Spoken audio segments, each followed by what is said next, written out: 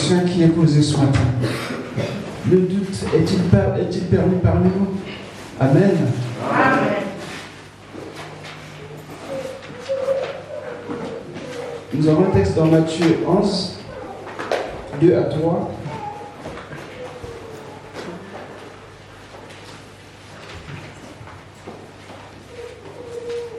Matthieu 11, 2 à 3.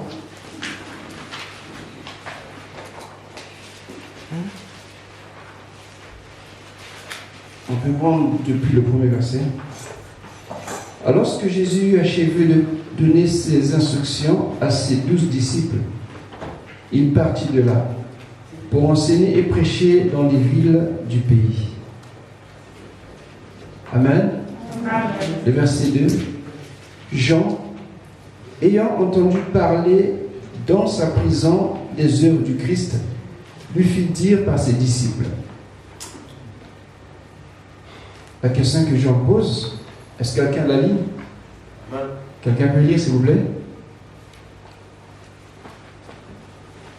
Es-tu celui qui doit venir ou devons-nous en attendre un autre? Amen. Amen. Es-tu celui qui doit venir ou quoi? Devons-nous en attendre un autre?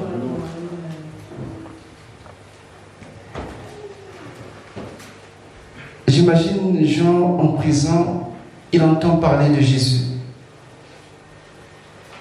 Et tout à l'heure, je disais que je parlerai du doute ce matin. Il y a des bien-aimés parmi nous qui sont tellement spirituels, que Dieu les bénisse. Mais il y en a parfois qui flirtent entre le froid et le chaud. Alléluia. Amen. Ces états ne nous sont pas étrangers, au contraire. Mais parfois, nous devons assumer ce que nous sommes réellement. Amen. Pour certaines personnes, manifester la faiblesse, c'est quelque chose qu'ils ne peuvent pas concevoir. Il faut toujours être fort, même quand ça ne va pas. Ça peut être une qualité aussi. Alléluia. Amen. Mais la Bible ne nous dit pas quelle attitude on doit avoir face à telle situation ou telle autre. Chacun de nous est sensible selon ce que Dieu l'a fait, comment Dieu l'a créé. Parfois, on a du mal à accepter ça. Et pourtant, c'est ce qui se passe. Je reviens au texte. Jean pose la question. Il fait demander à Jésus, es-tu celui qui doit venir ou devons-nous en attendre un autre? À votre avis, est-ce que Jean était en paix dans sa prison? Je ne pense pas. Alléluia. Amen. Il était troublé, certainement. Il ne comprenait pas ce qui se passait. Il arrive des événements, des situations qui nous dépassent. Alors que nous savons, par définition, ou parce qu'on a appris, ou par quelque chose que ce soit, le fleuve doit passer par là. Et à ta grande surprise, le fleuve, il passe là où tu ne t'attendais pas. Est-ce que je suis au bon endroit? Est-ce que je me suis trompé? À ce moment-là, on peut douter. Est-ce que c'est l'homme de ma vie? Est-ce la femme de ma vie? Alléluia. Amen. Le doute est toujours là. C'est parce qu'on prie qu'on ne va pas douter. Je pense qu'on peut toujours douter. Mais ce n'est pas la fin. Amen. Amen. Mais j'aimerais faire une différence entre l'incrédulité et le doute, bibliquement parlant. Dans Romains 3, le verset 2 à 3,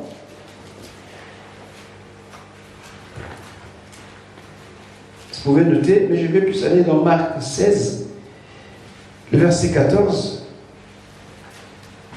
Romains 3, le verset 2 à 3. Mais Marc 16, 14 et 16, comment Jésus réagit face à l'incrédulité. C'est pas loin du doute, mais c'est pas tout à fait le doute. C'est autre chose. Matthieu 16, 14. Nous sommes pratiquement après la résurrection. Matthieu 16, 14. Enfin, il apparut aux 11 pendant qu'ils étaient à table, et il leur reprocha leur incrédulité et leur dureté de cœur, parce qu'ils n'avaient point cru ceux qu'il avait vus ressusciter. Amen. Jésus reproche aux disciples leur incrédulité. Parce qu'ils n'avaient pas cru. Ensuite, le verset 16.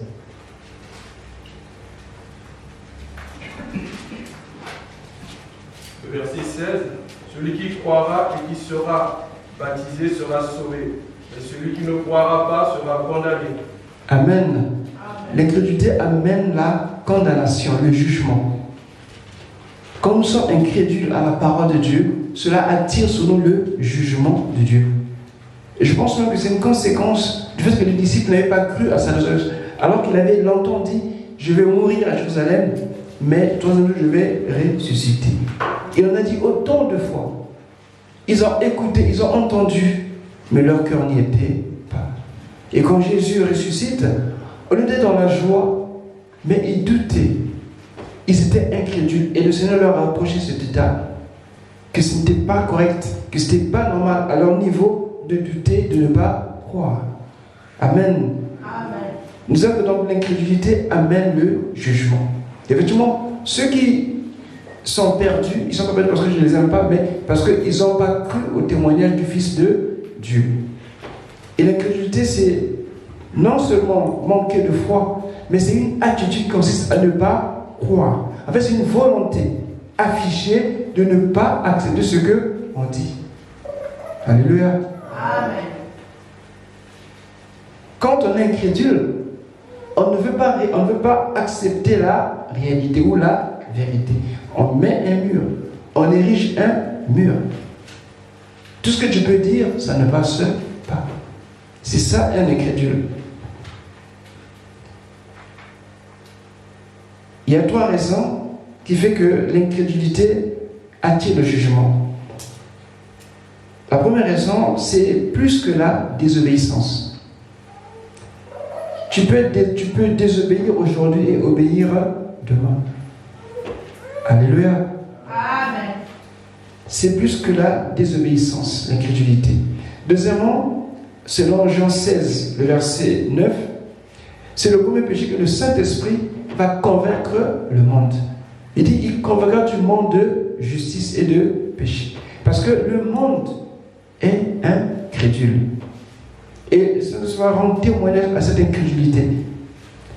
Et le troisième point, selon 1 Jean 5, 10, être incrédule, c'est faire affront à Dieu. C'est un mépris. C'est une offense. Alléluia. Amen. C'est pour ça que celui qui est incrédule ne veut pas plaire au Seigneur. 1 Jean 5, le verset 10.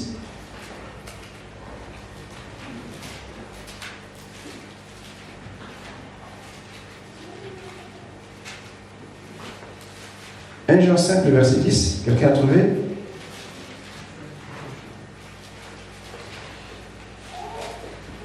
Jean 5, le verset 10. Il est au nom du Seigneur. Celui qui croit au Fils de Dieu possède ses témoignages en lui-même. Celui qui ne croit pas fait de lui un menteur. Tout ce qui ne croit pas au témoignage que Dieu a rendu au sujet de son Fils. Amen. Amen. Un incrédule, celui qui rend Dieu, il traite Dieu de menteur. Alors que Dieu est la vérité. Amen. En lui, aucune ombre de variation. Amen. Dieu ne ment point. Amen. Amen. Être incrédule, ça veut dire que tu fais de Dieu un menteur. Tu n'imagines pas ce que ça fait aux yeux du Seigneur. Alléluia. C'est pour ça que les incrédules ne pourront pas hériter le royaume des cieux. Et Jésus reproche aux disciples leur état d'incrédulité. Il dit, ce n'est pas correct à votre niveau d'être incrédule. Je vous ai annoncé ces choses.